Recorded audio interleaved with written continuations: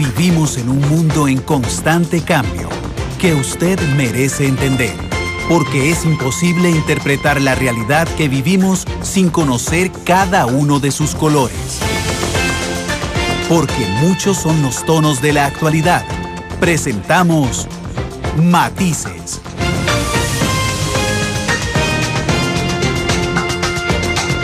Una producción de Noticias Monumental.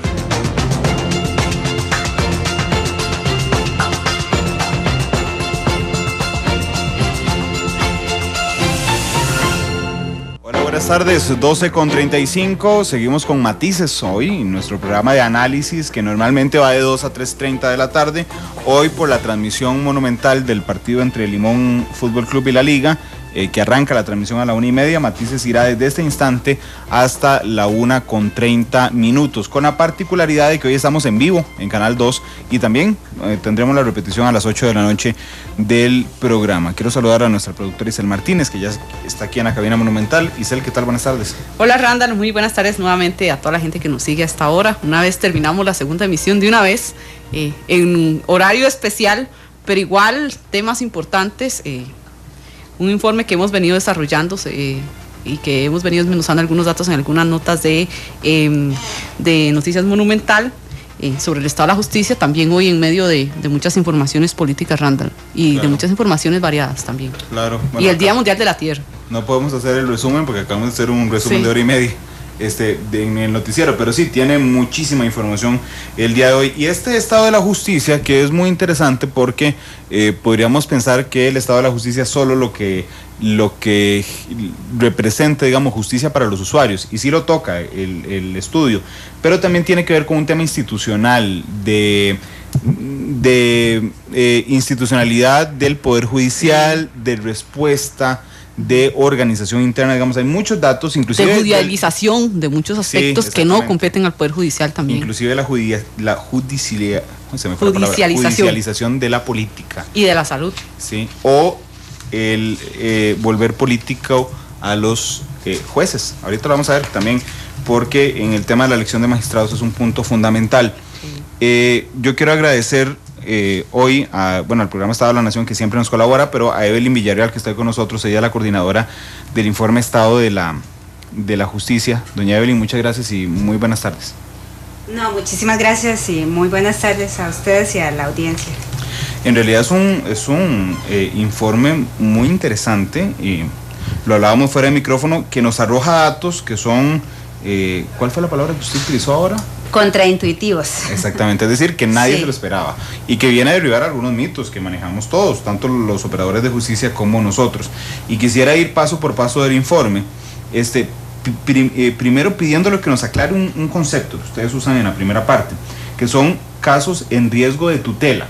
Yo entendí, y quiero que me lo aclare, que son los casos donde uno puede probar documentalmente que existió una que volvió vulnerable al actor, es decir, a la persona que buscaba restablecer sus derechos, lo volvió vulnerable por un tema procesal. Pero quisiera que me lo aclarara, por favor. Sí, correcto. Bueno, tal vez antes de pasar específicamente al riesgo, habría que contar un poquito cómo se hizo. Esto se hizo por medio de un muestreo de expedientes. Porque lo que tenemos hasta ahorita en el sistema judicial, las estadísticas, es un poco cuánto entra, ¿verdad? Que ellos sí eso lo contabilizan muy bien, y después cuánto sale. Y no sabemos qué pasó en el medio, ¿verdad? Esa es como la caja negra ahí del proceso judicial, para ver qué pasaba, qué le pasa a un caso cuando entra. Hicimos estos muestreos en la materia laboral y en la materia penal. Para el caso de penal, se definió un riesgo, justamente, creo que lo entendió muy bien, cuando se encontró una vulnerabilidad en el proceso, que se pudiera documentar en el expediente, por supuesto, porque el expediente era nuestra fuente de información. Entonces, sobre todo nos centramos, un derecho básico que tienen los usuarios es recibir una resolución que esté en el marco legal establecido. Ahora, ese es un derecho fundamental. No importa si la resolución sea positiva o negativa, pero que le respondan algo, ¿verdad? En algunas de estas resoluciones encontramos que lo que se había resuelto no coincidía con los argumentos que había dado el fiscal o el juez para cerrar los casos. Le voy a poner un ejemplo tal vez para aterrizar. El archivo fiscal, por ejemplo. El archivo fiscal es una resolución que se toma cuando el imputado no es posible individualizarlo. O sea, ese es el típico, digamos, carterazo, que no va un tipo corriendo, le arrebata la cartera, nadie lo vio, usted no sabe quién es, no hay nombres, no hay caras, eso es imposible de perseguir para el Ministerio Público, entonces le hace un archivo fiscal. Es la única causa por la cual puede haber un archivo fiscal, cuando no se conoce quién cometió el delito. Y nos encontramos archivos fiscal con sujetos conocidos, con imputados conocidos. Entonces, ese es un cierre que está mal aplicado. Eso debió de haberse seguido a otro procedimiento. Y así con varias terminaciones nos encontramos varios riesgos o vulnerabilidades. Otra vulnerabilidad es cuando prescribe un caso, porque ahí hubo un fallo del sistema, o sea, se nos pasaron los plazos, ¿verdad? Entonces la persona quedó sin justicia, sin alguna resolución, y así por el estilo. Hay varios errores, digamos, varias de estas vulnerabilidades que están explicados, que como se dice, más o menos son un tercio. 1 de cada 3 casos que entran en penal tienen alguna de estas vulnerabilidades. Claro que son, que es grave. Yo sé que este tema en particular es denso, pero lo que doña Evelyn siento yo que nos trata de explicar, y creo que lo hace con mucho éxito, es que, por ejemplo, cuando alguien va y presenta el carterazo y uno sabe quién es, ¿verdad? Es fulano de tal, que se llama así, que vive en tal lugar, el juez tiene, bueno, la fiscalía y el juez tienen varias posibilidades. Una se llama desestimar, es decir, no señora, usted está equivocado, este no fue el señor que le robó y por lo tanto no hay caso contra él. Otra es decir, bueno, parece que vamos a juicio, bueno, vamos a audiencia preliminar, no había pruebas, entonces se hace una cosa que se llama sobreseimiento definitivo, o vamos a juicio y se absuelve o se condena, pero no se archiva, es decir, hay una violación al protocolo, a los protocolos o al orden que debiera de seguir para darme a mí, o para cumplirme mi derecho de justicia pronta y cumplida, que en ese punto es cumplida, ¿verdad? Es decir, que haya una resolución sí, final. El 33% encontraron ustedes de estos casos duró más de 650 días. Sí, estos casos tienen una duración muchísimo más alta que el promedio, digamos, los casos en riesgo duran muchísimo más que el resto, que por ahí también es que son muy malos los indicadores que tenemos, que calcula el mismo Poder Judicial, de los promedios de duración de los casos, porque esconden o invisibilizan muchas de estas diferencias que hay a lo interno de cada materia, ¿verdad? Usted tiene en penal duraciones, muchas de 100 días o menos, y otras de 600, 700, 2000 días. Entonces hay una gran variabilidad, y estos casos de riesgo duran muchísimo más, algunos casi 4 años, encontramos duraciones extremas de 6 años, considerando que la mayoría de estos se archivan, se desestiman, terminan sin, digamos, una sentencia en primera instancia. Estas duraciones son muy, muy largas para un proceso penal. Ustedes lo que dicen es, bueno, de los casos en que la tutela, el riesgo de tutela está presente, que es esto que usted nos explicaba, ¿en qué se parecen los casos que tienen riesgo de tutela?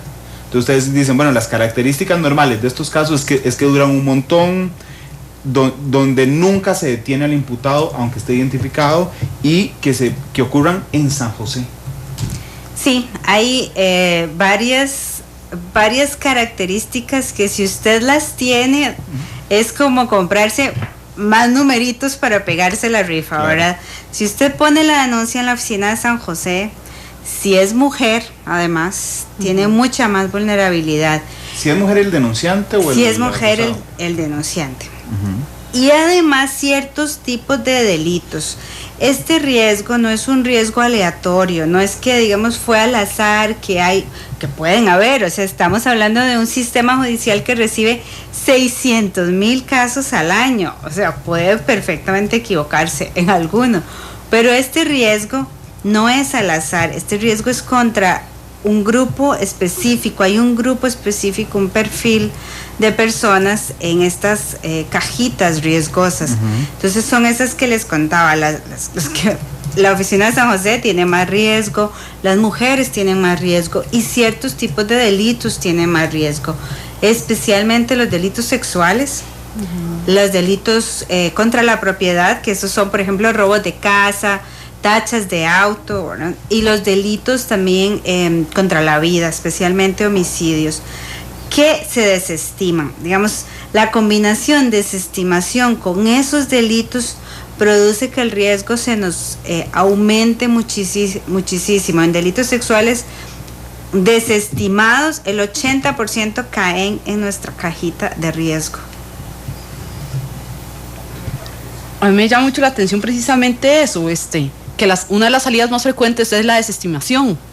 Se mantiene en general en todos los casos, o solo en este caso de delitos sexuales. No, la desestimación es una salida mayoritaria para todos los casos penales. Okay. De hecho, todos los casos penales, digamos, si entran 10 casos penales, 6 se quedan en desestimación o en archivo fiscal. Esto es como en la primera etapa de la investigación. De ahí no van a pasar 6 casos de 10 que entraron, ¿verdad? Los que logran llegar hasta una sentencia son el 15% de los casos. Uno generalmente tiene la percepción, sobre todo si no es abogado y no conoce mucho, de que pongo la denuncia y lo que sigue es el juicio, ¿verdad? Sí. Ya nada más estoy lista para que me llamen al juicio. Y eso en realidad es una salida minoritaria. La gente que llega a juicio es apenas un 15%. Primero, antes de eso, tienen que haber pasado casi 12 salidas distintas que puede tener un caso penal. Todas son salidas completamente válidas, no necesariamente un caso puede tener el mérito para ir a juicio, ¿verdad? Como en este que hablábamos, es alguien completamente desconocido y eso es imposible de perseguir, no puede seguir hacia un juicio, ¿verdad?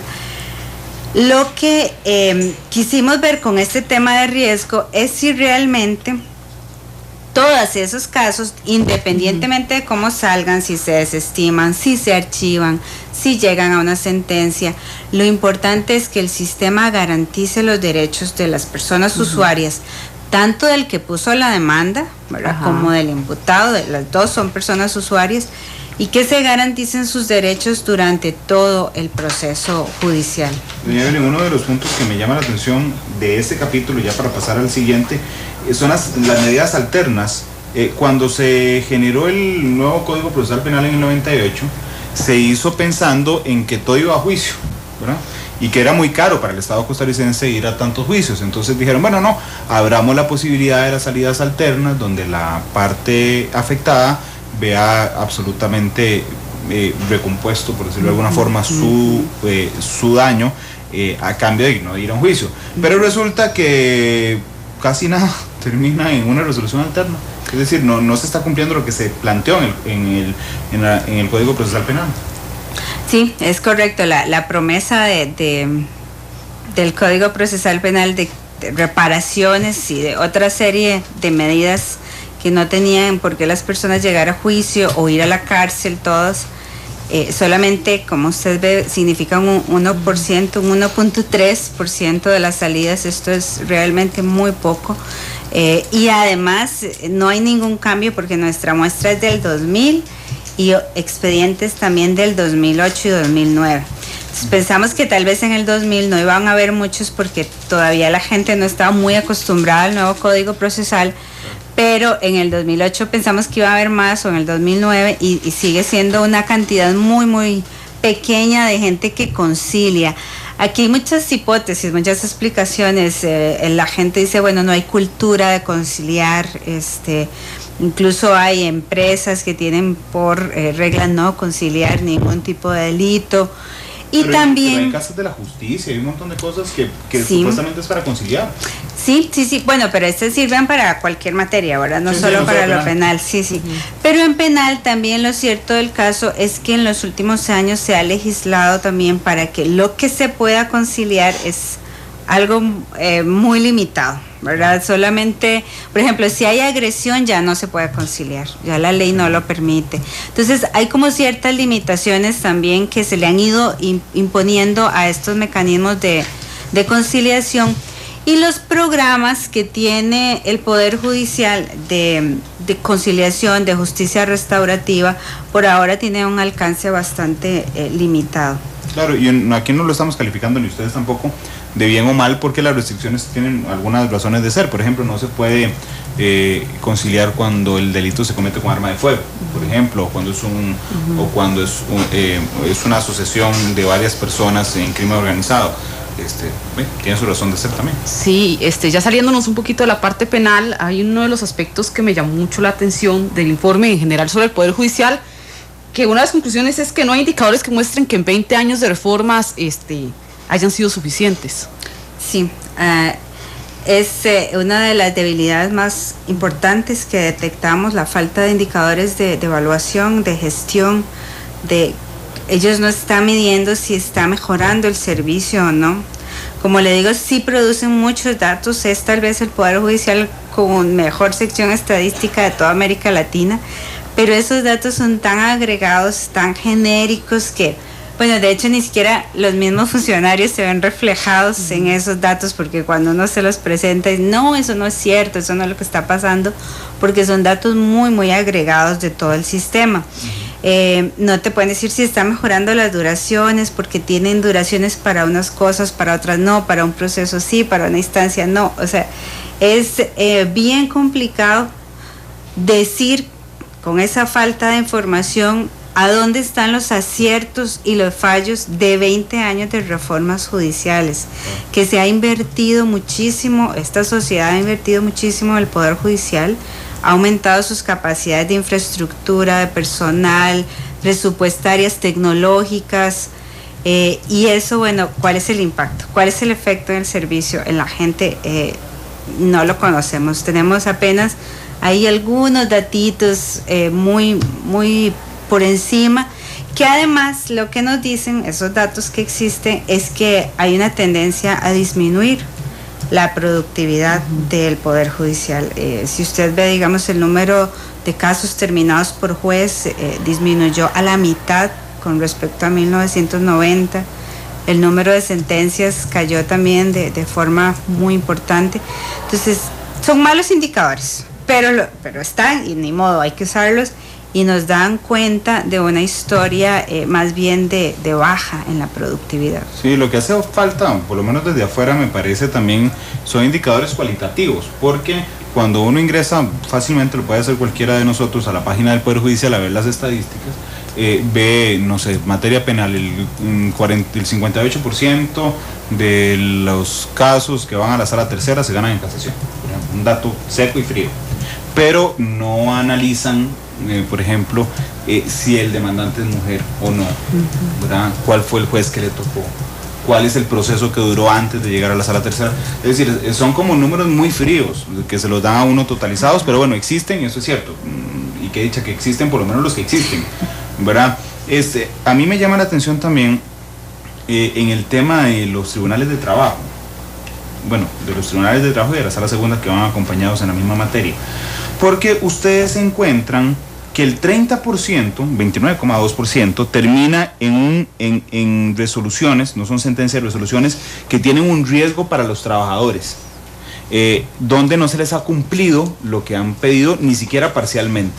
Y ustedes van y le toman una foto y dicen, vamos a ver en qué se parecen este 30% de resoluciones. Y resulta que se parecen en un montón de cosas. Son las que duran menos, duran unos meses nada más.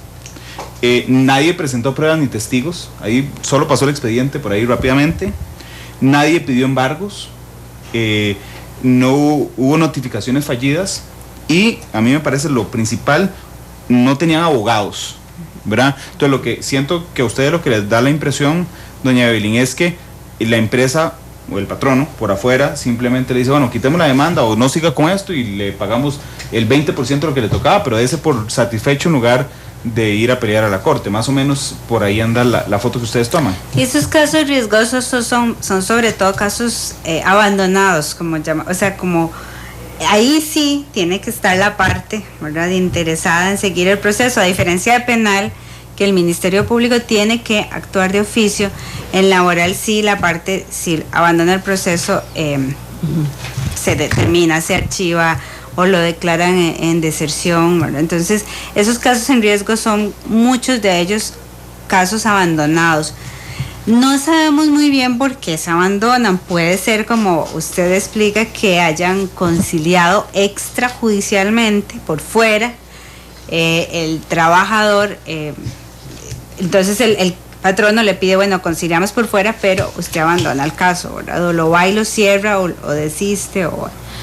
Eso ya habría que hacer como otras investigaciones, como se señala, más cualitativas, de irse a meter solo esas sentencias, digamos, a un grupito y analizarlas con expertos en esa materia, que le digan, sí, mira, fue porque vivía muy largo, no pudo seguir viniendo a las audiencias, puede haber problemas de acceso a la justicia también, los horarios no le servían, empezó un nuevo trabajo en otro lugar y ya no pudo seguir viniendo. Bueno, hay muchas opciones, pero sí, justamente el tema del acompañamiento legal es muy importante, porque todos estos casos en riesgo lo que vemos es una falta de asesoría.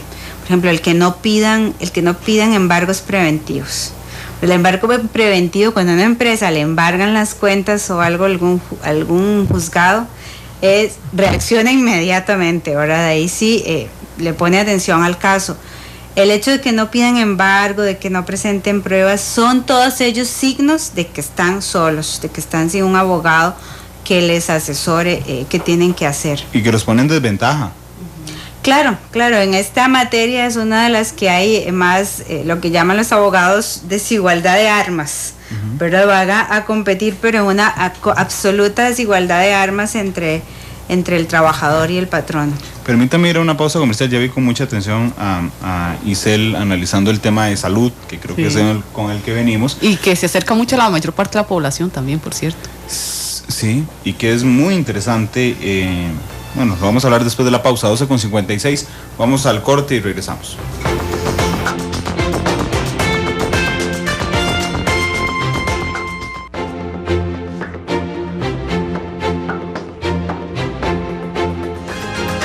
La actualidad, sus tonos, sus contrastes. Esto es Matices.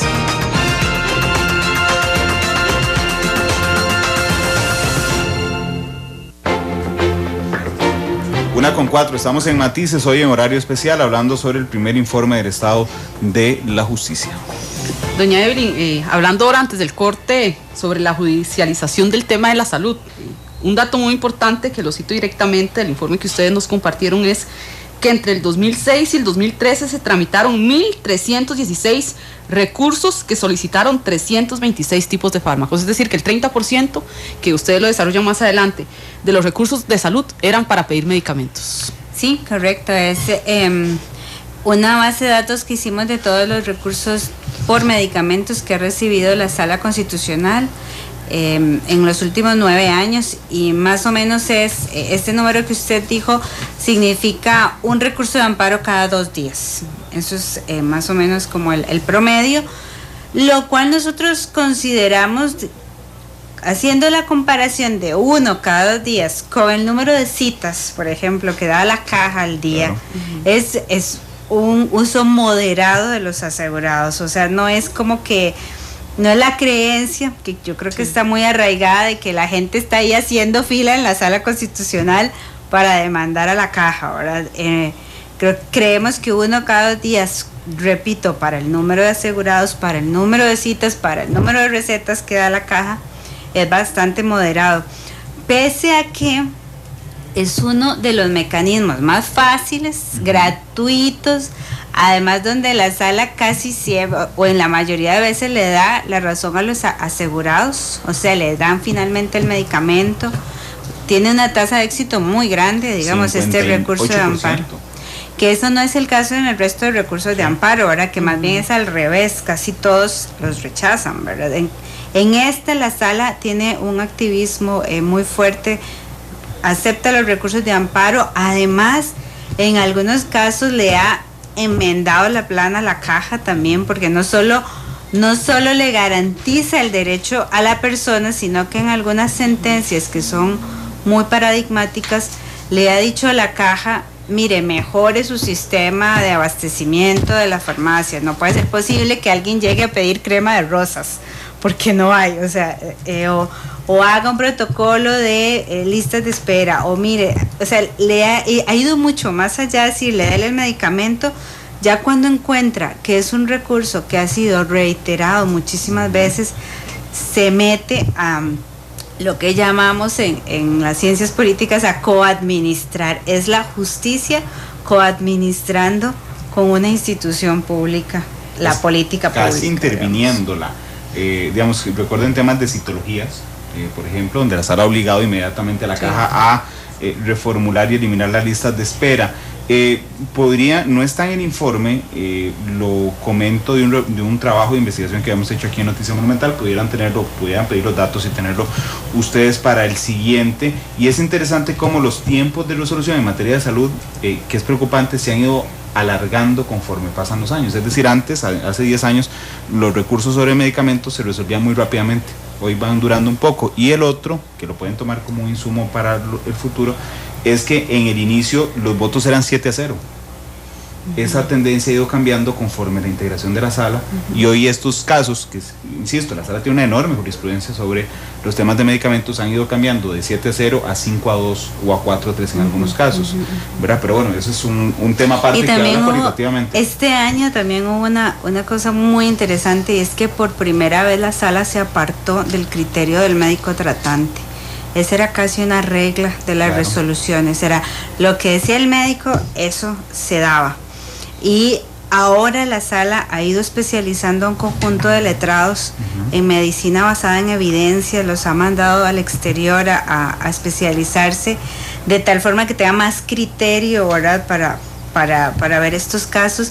Y por primera vez la sala se aparta del criterio del médico tratante y hace una resolución en contra, digamos. Esos son cambios bien interesantes del estilo, después de 25 años, ¿verdad?, de recibir recursos de amparo contra la caja, parece que hay algunos síntomas de cambios. Y además están dándole más participación a medicatura forense, que tiene que ver con esa situación. Antes, y lleva razón doña Evelyn, la palabra del médico tratante era santa palabra. Ahora la palabra del médico tratante le piden a un médico, bueno, los letrados que examinen el caso y que le pidan a medicatura forense un criterio. La queja de algunos asegurados es que en medicina forense no hay especialistas en todo, es decir, no hay un especialista en temas de oncología y así. Dice The Punisher en Twitter que el asunto es que no todos los asegurados tienen medios para interponer amparos cuando les dan una cita para el 2017. No estamos en el noticiero, estamos en Matices, y eso nos da cierta libertad editorial para comentar. Yo no estoy de acuerdo con el comentario, y gracias a Punisher que habla con nosotros, porque los recursos de amparo se presentan en una servilleta. Yo he presentado recursos de amparo hechos a veces pasa más que todo por la información de la gente. Muchas personas no saben, y tal vez a veces se ven intimidados cuando le mencionan recursos de amparo. Y valga la pena ayudar en este programa a los asegurados y a toda la gente, que la sala está abierta 24 horas, 365 días de la semana. Yo recuerdo un caso particular de Joel Araya, el líder de la fuga en la Reforma, presentó un amparo en un papel de pan de los que repartían en la Reforma y lo ganó. Y digamos, hay mucha facilidad en Costa Rica para acudir a un tribunal que hace las del Tribunal de Derechos Humanos, que es más o menos la función costarricense. Hablando ya para finalizar salud y pasar al siguiente tema, las listas de espera, la caja también tiene una gran jurisprudencia sobre esto. Lo que pasa es que nunca le ha dicho a la caja, elimina las listas de espera, porque es materialmente imposible. Entonces adelanta a una persona que presenta el amparo, la pone de primero en la lista, le soluciona a esa persona, pero no soluciona el tema macro, y además atrasa a los que estaban haciendo fila ahí. Es un caso interesante. Sí, nosotros ahí hacemos apenas una mención de una crítica que ha sido reiterada, y es cómo se afectan los principios del régimen de seguridad social con la judicialización de la salud. Porque entonces, acordémonos, los principios de la seguridad social en este país son equidad, solidaridad, sostenibilidad. Entonces, eso que está diciendo Randall afecta claramente el principio de equidad. Usted le está dando prioridad a alguien que puso un recurso de amparo, o le está dando un medicamento a alguien que puso un recurso de amparo, pero pueden haber otras 1000 personas en exactamente la misma condición que no lo van a recibir, ¿verdad? Entonces, sí mencionamos que hay una necesidad de que la Caja documente mejor estos impactos, porque las autoridades de la Caja se quejan mucho de esto. Ha sido una queja constante contra la sala, pero la verdad es que no tienen datos como para decir esto qué implica en su trabajo. Claro. O por ejemplo, se han quejado mucho del tema de sostenibilidad, porque dicen, mire, es que hay personas que pagan una cuota, ¿verdad?, voluntaria de seguro social, el día siguiente están poniendo un recurso de amparo y les tenemos que dar un tratamiento costosísimo. Eso atenta a todas luces contra la sostenibilidad del sistema, pero no tienen documentado si estos son un caso, si son 20, si son 2000, no se sabe quiénes son esos que están haciendo, digamos, un uso inadecuado del seguro. Esos son como limitaciones de nuestra investigación. Claro. Apenas lo que hicimos fue medio calcular la parte del impacto financiero, que también sí, ese era el gol que le iba a meter. Ustedes le bajan a la Caja un mito y les dicen, no, suave, no les ha costado tanto como insinúan. Es una ínfima parte del presupuesto. Financieramente, lo que calculamos es un 1,5% del presupuesto de medicamentos. Esto fue para los recursos de amparo del año 2008, porque también tengo que decir aquí que hay muchas limitaciones de acceso a la información en este sentido en la Caja. Entonces usamos una lista de precios de medicamentos del 2008 y pudimos calcular cada recurso de amparo cuánto le costó, y sumando todo eso era el 1,5 del presupuesto de medicamentos de la Caja, que es un impacto realmente muy pequeño. Esos otros impactos que le digo en los principios de equidad, de solidaridad, esos no están documentados. O cuánto le cuesta, digamos, en términos de horas de los médicos que tienen que resolver los recursos, eso tampoco está documentado, ¿verdad? Pero sí, financieramente por lo menos sí pudimos ahí dar una sorpresa también de que es muy pequeño el... Pasamos a las consultas. Las consultas. Que hemos abordado ampliamente aquí con el presidente de la Sala Cuarta, don Gilbert Armijo. Sí. Bueno, en el tema de las consultas es muy interesante, Isel, porque vamos a ver, la clase política siempre dice, es que los diputados usan las consultas para trazar los proyectos de ley. Aquí vuelve a votar Oshomito, le vuelve a votar argumentos, y ustedes no deben caerle muy bien hoy ni a algunos médicos ni a algunos políticos. Principalmente si tomamos en cuenta que la mayoría, que una gran cantidad, son las consultas que preceptivas, o sea, las que son obligatorias hacer. ¿Sí? Según la legislación. Claro, pero las que impactan, digamos, las que podrían argumentarse que es un atraso, son las otras. Las facultativas. Exactamente. Ajá. Lo que pasa es que ustedes votan el argumento y ustedes dicen, bueno, no, es que duran 24 días naturales resolviendo la sala. Eso es un 3% del tiempo que genera o que necesita un proyecto de ley para convertirse en ley.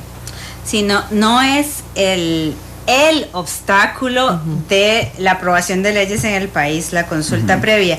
No solo por lo poquito que dura la sala, ¿verdad?, para resolver, sino también porque no se usa tan frecuentemente. Y ustedes vieron ahí los datos, esos son todas las consultas que ha recibido de la sala desde su creación, o sea, en 25 años tiene 712. De esas, además, más de 400 son preceptivas, o sea, eso lo tienen que mandar sí o sí obligatoriamente, es casi que un trámite que hace el directorio, ni siquiera lo tienen que ver los diputados. Y las que mandan los diputados de motu propio, o sea, que son voluntarias y que recogen firmas para mandarlos, son apenas como 220. Entonces, 220 en 25 años. Realmente es un número bajo, o sea, no es que se usa masivamente para obstaculizar el proceso legislativo, dura bastante poco, y además que han sido un filtro efectivo, han sido un filtro previo efectivo, que es el espíritu de la consulta previa, atajar penales, ¿verdad?, antes de que pasen a ser ley, atajarlos antes de inconstitucionalidad, y lo ha hecho en la gran mayoría, en 64% de consultas facultativas ha encontrado vicios la sala. Eso significa que los diputados son pésimos tiradores de penales, porque a manera de calidad legislativa, cuando usted dice que el 62% de las consultas se las devuelve la sala diciéndole que hay vicios de inconstitucionalidad, significa que más de la mitad de los proyectos de ley que generan los 57 señores y señoras que están sentadas en la Asamblea Legislativa tienen errores. Y además tienen que aceptarlo porque el 90%, digamos, aunque no es vinculante la respuesta a la sala, en el 90% siguen en el Consejo de la Sala. Correcto. Ese 64 es de las 220 consultas que mandaron. Ese 64% es de las 220 consultas que mandaron. Pero o sea que la duda sí era justificada. No van a la sala, los importantes van a la sala. La duda, cuando los diputados mandan esas facultativas y que hayan encontrado vicios, significa que la duda era justificada. O sea, como, es decir, no se estaba mandando por puras ganas de ponerle trabajo a la sala, sino que habían dudas justificadas y por eso, digamos, la detección de vicios es muy alta. Ahora, lo que sí decimos es, no podemos decir que la consulta previa es el obstáculo, pero sí es la forma que tiene la sala de influenciar en la Asamblea Legislativa. Legalmente puede influenciar porque tiene la potestad de hacerlo, pero también es como, por eso es que muchos políticos no les gusta este mecanismo y los pone en una tensión clarísima, ¿verdad?, entre los magistrados de la Sala Constitucional y los diputados, porque la sala tiene esa potestad, esas prerrogativas de influenciar la legislación. Por ejemplo, no lo hace, hay que decir, no lo hace frecuentemente, es más bien una sala autocontenida, pero sí lo ha hecho y sí tiene potestades legales para hacerlo.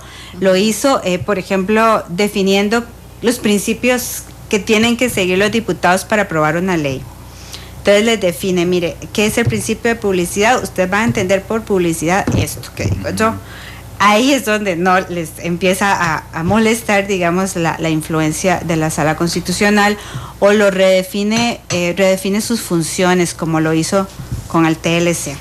Sí. Entonces, ahí es, en esos casos que son muy particulares, no es la norma, no es lo más frecuente, pero sí la sala tiene una influencia importante. Pero permite una doble lectura, doña Evelyn, porque la doble lectura que permite es, bueno, hay una sala autocontenida que muchas veces no, en las excepciones de las veces, pero hay veces se mete a legislar casi. Y esto genera una crítica de la clase política, particularmente de los diputados, diciendo la sala se nos convirtió en un Senado. Pero viendo ese mismo fenómeno desde otro punto de vista, esto casi que refleja la incapacidad, ahora sí, de la Asamblea Legislativa para lograr acuerdos políticos en temas fundamentales, que lo que hacen es desplazar la toma de decisiones a lo judicial. Y entonces vemos el doble efecto, vemos ahí sí la judicialización de la política. La representatividad que tienen 57 diputados en la Asamblea, que nos representan a nosotros, se traslada a 6 señores y una señora en el 9º piso del Poder Judicial, resolviendo temas país. Claro, que además pueden ser 4 que resuelvan, bueno, ¿verdad? Sí, nada más. Sí, y además esto coincide también con otro hallazgo bien interesante, y es que este mecanismo es usado mayoritariamente por las fracciones de oposición contra proyectos del Ejecutivo, del presidente. Entonces, si ustedes ven quiénes mandan las consultas previas, la gran mayoría son fracciones de oposición, ¿verdad?, que lo usan y contra proyectos del Ejecutivo, y algunos de esos proyectos son proyectos estratégicos. O sea, recordemos, por ejemplo, la reforma fiscal son proyectos que era la promesa del presidente o de la presidenta, y terminan en la Sala Constitucional decidiendo si va o no va, ¿verdad? Así que sí hay, digamos, la pregunta de hecho del capítulo fue esa que usted acaba de decir, ¿actúa la Sala Constitucional como un Senado? Y lo que respondió con la información que tenemos es que no lo hace a menudo, pero lo puede hacer, está legalmente facultada para hacerlo, ¿verdad?, si quiere, y lo ha hecho en algunos casos muy estratégicos, como que escoge a dónde ir un poquito más allá. La reelección presidencial, por ejemplo. Correcto. Sí, en temas muy fundamentales. A mí me llama mucho la atención el dato con respecto siempre sobre la consulta facultativa, 223 en 25 años, ¿verdad? Eso es un promedio más o menos como de 9 al año, es bastante bajo. Sí. Igual que la aprobación de proyectos importantes. Sí. Digamos, casi que la radiografía, no, casi que la radiografía es que los proyectos chayote, Sí. Que son los que, digo, cederle un terreno a una municipalidad o algo así, esos nadie se preocupa por mandarlos a la sala. No. Los 10 importantes, digo, estoy siendo además muy positivo con los diputados, pero los 10 importantes que digamos que en promedio podrían aprobarse al año, van a la sala cuarta. Ahí tenemos, por ejemplo, 2 proyectos de ley que fueron 5 veces a la sala constitucional. La ley de Marinas, que fue muy debatida, muy controversial, y la ley de violencia doméstica. Ambas duraron años en el Congreso. La ley de Marinas, todas las consultas fueron enviadas por la fracción del PAC cuando era oposición. La ley de violencia contra las mujeres, las consultas previas fueron enviadas por un mix, digamos, una mezcla ahí de fracciones más representativas. Pero aparte de esos 2 que fueron enviados 5 veces, pero que también son casos bien interesantes de ver, porque ahí es donde se ve el mecanismo, cómo se usa para negociar, ¿verdad?, entre fracciones. Sí. Aparte de esos 2 casos, no hay, digamos, un atraso significativo. Ustedes están viendo las consultas y no las acciones, ¿verdad? Porque hay leyes a veces aprobadas que después se vienen abajo por acciones una vez aprobadas. Y déjeme seguir poniendo el dedo del tema de la calidad de las leyes, porque para que un proyecto de ley pueda ir a una consulta facultativa a la sala constitucional, tiene que haber sido aprobada en primer debate, ¿verdad? Eso significa que el 62% que se declararon que le encontraron vicios por el fondo fueron aprobadas, aún con vicios en el fondo, digamos. Sí. Esto sigue hablándonos también de la calidad de la Asamblea Legislativa. Sí, no, y no solo eso, sino que los mismos que aprobaron y votaron, luego fueron los que mandaron la consulta previa. Claro. Que encontramos varias sentencias donde los magistrados proponen delimitar y decir que los diputados que aprueben la ley en primer debate no pueden firmar la consulta previa, porque si usted la está aprobando siendo inconstitucional, si usted cree que es inconstitucional, no la puede votar. Entonces estaría incluso actuando en contra de sus funciones, porque usted juró respetar la Constitución política cuando asumió el cargo de diputado. Si usted aprueba algo que es inconstitucional, estaría faltando eso. Sí. Entonces, los magistrados no lo han logrado todavía, pero quisieran y han tenido debates sobre que los diputados que aprueban no podrían presentar, sino tendrían que ser los que no votaron o votaron en contra. Claro, yo recuerdo un voto salvado de Ana Virginia Calzada siendo presidenta de la Sala Constitucional bajo ese argumento, sí. Pero además iba un poco más allá, todavía era un poco más provocador el argumento, y decía, ¿cuánto le permite este mecanismo a los diputados negociar con los grupos de poder? Es decir, yo soy un diputado, que yo sé que la ley que voy a votar es inconstitucional, y viene usted grupo de poder y yo le digo, Isel, no se preocupe, yo la voto a favor, sabiendo en mis adentros que se va a venir abajo, sí. Y entonces yo firmo la consulta. Digamos, ahí sí hay un tema, digamos, del análisis cualitativo. Los últimos 2 temas tienen que ver con la elección de magistrados, que en términos generales, ¿cuántos minutos nos quedan? 2 minutos. Okay, que en términos generales tiene que ver con...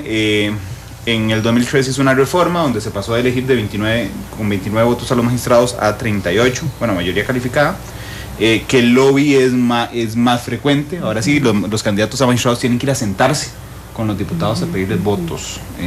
Ustedes no evalúan el riesgo de eso, pero sí lo ponen en el tapete.